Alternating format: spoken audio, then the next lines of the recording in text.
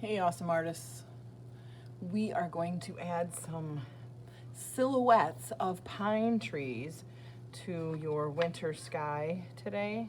And I'm going to show you a couple different ways, and then I want you to go ahead and try it your own way. This is like with giving little wisps of the pine tree, and this one is more of a little bit of a dab. And then this is a dab, and then this is a brush stroke. So you can kind of look at the way I do it. You can experiment on a different sheet of paper how to make those pine trees, and then you can go ahead and go onto your own page. What we want to do is we're going to start here at the bottom, and I have a paint palette with black on it for you. I think you're also going to want to have some of the black a little more watered down. So what you might want to do is just take your water cup and add some water and then pull some black into that and get some black that's a little more watered down so it flows a little easier onto the paper. Okay, so the first thing I'm going to do is just make a tree trunk going up or coming down, however you want to do that. We know that trees are thinner at the top than they are at the bottom.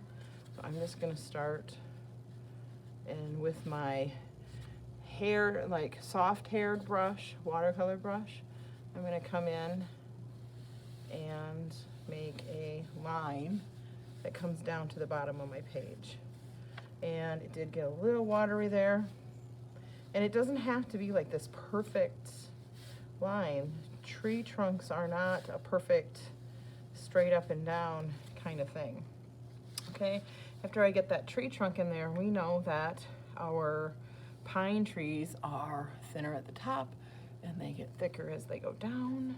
So I am going to use my smaller brush with a little paint on it at first and just kind of giving it little dabs and making those little branches. And I'm not really painting, I'm just kind of dabbing, just coming out and giving it this little textured look as I come down and create the tree. And again, we're doing a silhouette, which is a shadow.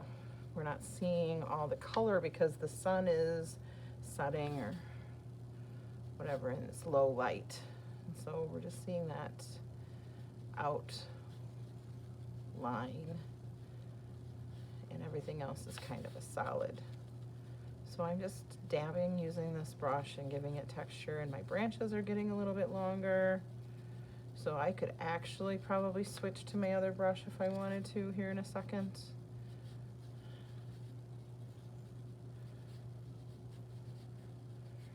And you can see how my branches just kind of keep growing and keep going. Now I'm going to go ahead and I'm going to put paint on this, just on the ends. I'm kind of working it into those ends. Oh, a loose hair. Ew. Pull that out of there. I don't need to get paint all the way up the brush, just on the ends there. And then I'm going to kind of give it a few tests. I'm just going to use the corner of it for right now as I dab out, just to kind of get the feel, because I'm switching brushes. There we go. Now I'm kind of getting it. And this is just dabbing and giving it that texture of the brush, kind of like sponge painting, but I'm painting with a paintbrush. And my branches are just getting longer as we go.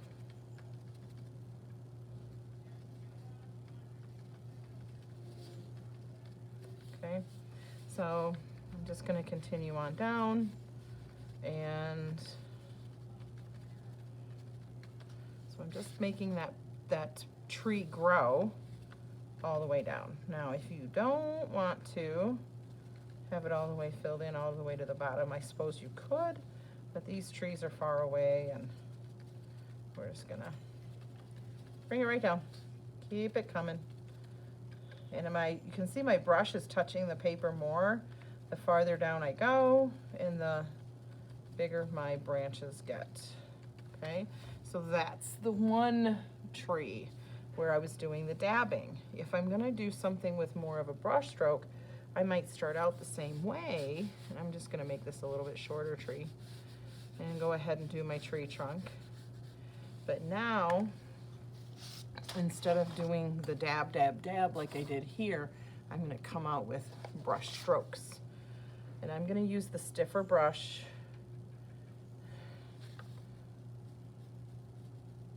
And it's just kind of a curved line like this. Again, you're gonna have to kind of decide which kind of pine tree technique do you wanna do. This one, you kind of gotta get the right motion going, but it's definitely, you can make a successful tree. I'm always starting at the trunk and going out so I can get this little wisp of the pine tree branch coming out and away. So you can see how these two techniques are different. I can give you a scratch sheet of paper and you can practice the different ways of doing it. Maybe kind of combine the ways, come up with your own. Does not matter to me. We will be adding some specks of snow and possibly a little bit of snow on branches as well. So now you've got your trees into your picture.